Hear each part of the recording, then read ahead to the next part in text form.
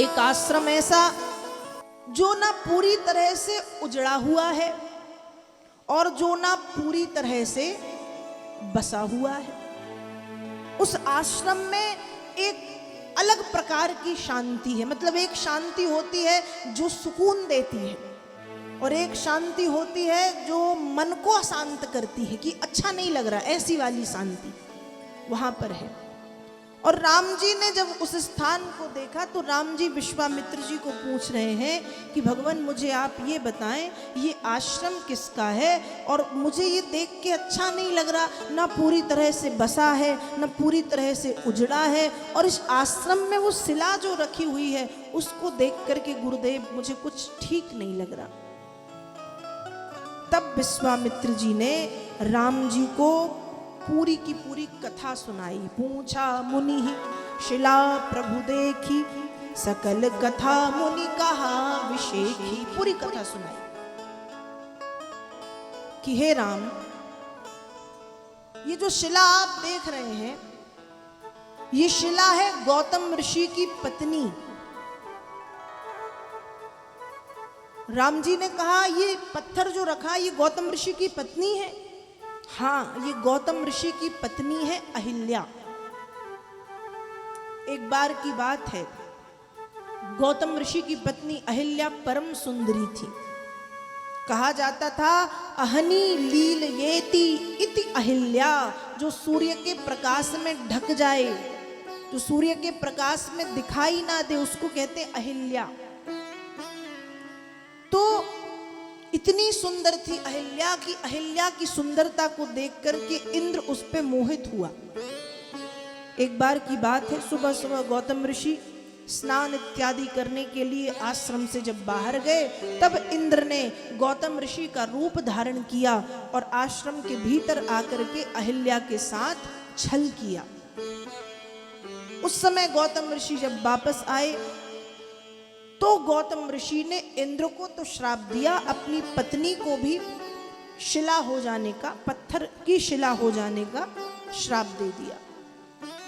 राम जबकि उस देवी की कोई गलती नहीं थी, फिर भी वो तब से शिला बन करके किसी के आने का इंतजार कर रही है। राम जी ने कहा भगवान किसके आने का, किसके आने का इंतजार कर रही है? उस समय विश्वामित्र जी कहते हैं राम, ये उस महामानव के आने का इंतजार कर रही है जो पतित को भी पावन बनाता है।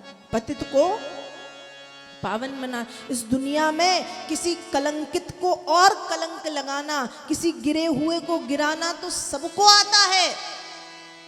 इस दुनिया में किसी गिरे हुए को गिराना सबको आता है, लेकिन वो पतित पावन कोई बिरला ही होता है जो किसी गिरे हुए को उठा करके खड़ा करता है, जो किसी पतित को पावन बनाता है। और राम वो कोई और नहीं, आप हैं। ये आपका इंतजार कर रही है न जाने कब से, और ये चाहती है गौतम नारी श्राप वस उपल देह धरि धीर, चरण कमल रज चाहती कृपा सिंधु रघुबीर। आपके आने का इंतजार कर रही है कि आपके चरणों की रज के स्पर्श से इसका उद्धार हो जाएगा। राम विलंब ना करें भगवान, और अपने चरणों की रज के स्पर्श से उसको मुक्त कराएं। राम जी खड़े होकर के कुछ सोचने लगे। विश्वामित्र जी ने कहा राम आप क्या सोच रहे हैं? राम जी ने कहा भगवान भक्तों के साथ मेरा लेन देन चलता ही रहता है, उसी लेन देन के बारे में सोच रहा हूं। कैसा लेन देन? जब कृष्ण के रूप में थे राम जी, मतलब नारायण, उस समय भागवत में कथा आती है कि गोपियां यमुना जी में स्नान कर रही हैं तो भगवान कृष्ण ने गोपियों के चीर को चुराया है, गोपियों का चीर चुराया है। और महाभारत में, भागवत में एक और कथा आती है कि जब द्रौपदी की साड़ी को खींचा जा रहा था दुशासन के द्वारा, तो द्रौपदी के चीर को बढ़ाया है। तो भगवान ने कहा ये मेरा भक्तों से लेना देना, एक भक्त से लेके दूसरे भक्त को मैंने दिया, गोपियों का चीर चुराया और द्रौपदी के चीर को बढ़ा दिया। क्यों किया द्रौपदी के साथ ऐसा?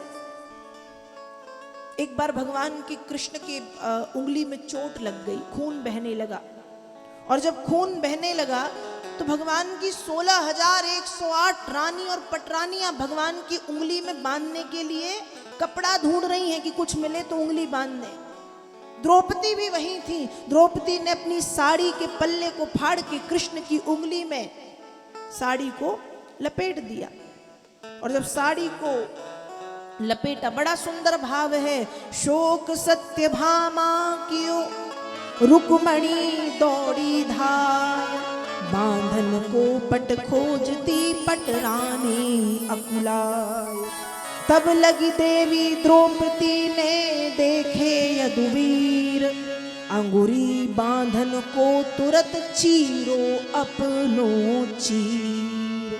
अपनी साड़ी फाड़ दी। भगवान कहते द्रौपदी तुमने ये क्यों किया? तब द्रौपदी उत्तर देती हैं, प्यारे घनश्याम यदि काम आवे आपके, तो उखाड़ दूं नसों को ये रेशम के धागे हैं, और मैंने नहीं फाड़ा चीर पीर देख कर अधीर, धागे ही स्वयं नाथ चीर छोड़ भागे हैं, बेधागे हैं अभागे जो बढ़े नहीं आगे, भाग उन्हीं के हैं जागे जो उंगली पे लागे हैं। द्रौपदी क्या कह रही है? नाथ मैंने नहीं फाड़ी साड़ी, प्यारे घनश्याम। पहले तो कहती हैं कि हे प्यारे घनश्याम, यदि आपके काम में आए तो ये तो साधारण वस्त्र है, उखाड़ दूं नसों को, अपने शरीर की नसों को उखाड़ दूं और आपको समर्पित कर दूं। ये तो रेशम के धागे हैं। और भगवान वो भी मैंने नहीं फाड़ा, मैंने नहीं फाड़ा चीर पीर देख के अधीर, मैंने कुछ नहीं किया। आपकी उंगली के कष्ट को देख करके ये कपड़ा खुद दुखी हो गया, और धागे ही स्वयं नाथ चीर छोड़ भागे हैं। अपने आप वो फटा और आपकी उंगली से लपट गया। द्रौपदी कह रही है। तो भगवान कह रहे ये भक्तों के साथ मेरा लेखा जोखा चलता रहता है। गोपियों से लेकर के द्रौपदी का चीर बढ़ाया, द्रौपदी का चीर चुराया, गोपियों का चीर चुराया और द्रौपदी का चीर बढ़ाया। कहा विश्वामित्र जी ने कहा चलो ये तो ठीक है, लेकिन यहाँ कौन सा आप अपना कर्ज चुकाने आए हैं? ये कौन सा कर्ज है? भगवान ने कहा वही तो बता रहा हूं, सुनिए तो जरा। एक बार एक भक्त ने अपनी भक्ति से मुझे पत्थर के भीतर से प्रकट किया था। एक बार एक भक्त ने अपनी भक्ति से मुझे पत्थर के भीतर से प्रकट किया था। किस भक्त ने प्रकट किया था? किस भक्त की भक्ति से भगवान पत्थर में से निकले थे? बोलिए। अभी किसका त्योहार गया? प्रहलाद जी। प्रहलाद जी के लिए तो पत्थर से प्रकट हुए ना, खंबे से प्रकट हुए नरसिंह बन के। तो भगवान क्या कह रहे हैं? एक भक्त ने अपनी भक्ति से मुझे पत्थर के भीतर से प्रकट किया। एक भक्त की परीक्षा तो हो गई और भक्त परीक्षा में सफल हुआ, उसने पत्थर में से भगवान निकाले। आज भगवान की परीक्षा है कि भगवान पत्थर के भीतर से भक्त को निकाल सकते हैं या नहीं।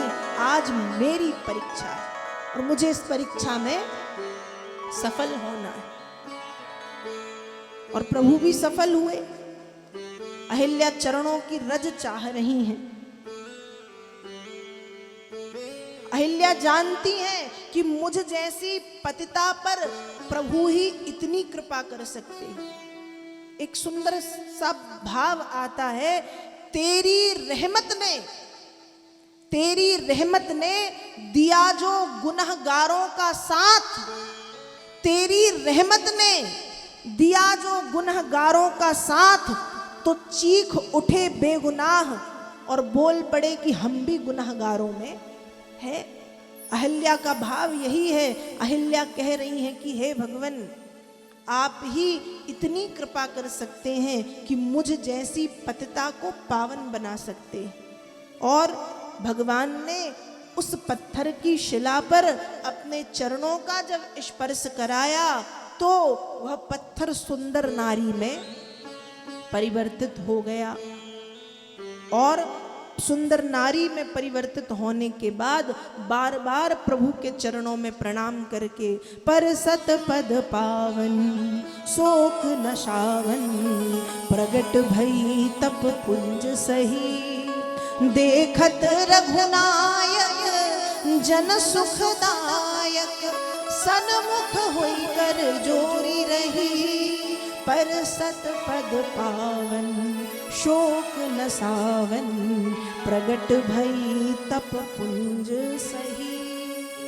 प्रभु के चरणों में प्रणाम करके अहिल्या अपने पति के धाम के लिए गमन कर गई। इस तरह से भगवान ने चरण रज का स्पर्श करा के अहिल्या का उद्धार कर दिया।